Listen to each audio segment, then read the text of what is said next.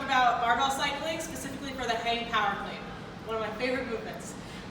So when you get the cycling right for a hang power clean, your barbell cycling can make the movement a lot less tiring and a lot faster, which is obviously helpful in our Metcons.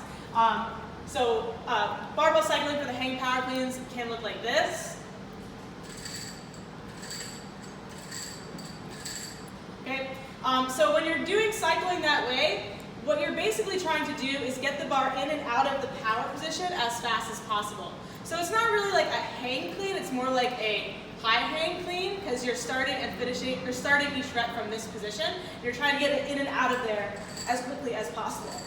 Where people often go wrong with this is thinking about it as a bounce off the hip and trying too hard to force a bounce off the hip, which kind of creates this bouncing bicep curl or gets all these bruises on your legs, which is obviously not good. So 3 ways we can go about trying to correct this. The first one is thinking about the arms.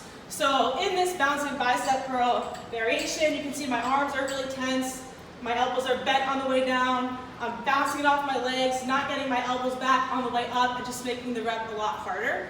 So thinking about relaxing the arms on the way down,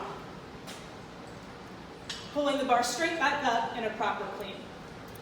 The second way we can go about fixing this is focusing on the hips. When you come down into the power position, the hips are really in this nice power position here. My knees are out. I don't have any excessive hinging back in the hips. It's not a kettlebell swing. So you're not trying to get the hips back to get as much momentum as possible into the bar. You're just trying to quickly come right down into that dip position. The third way we can go about fixing this is thinking about the chest. You don't want the chest to drop. That can cause bruises on the quads.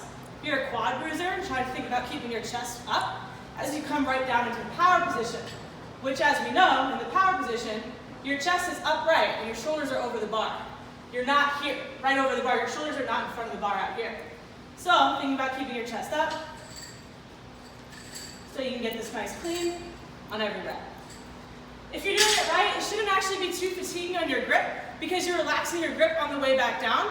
However, it can be pretty stressful on the thumbs, so I highly recommend some thumb tape for a lot of reps. Give it a try and let us know how it goes.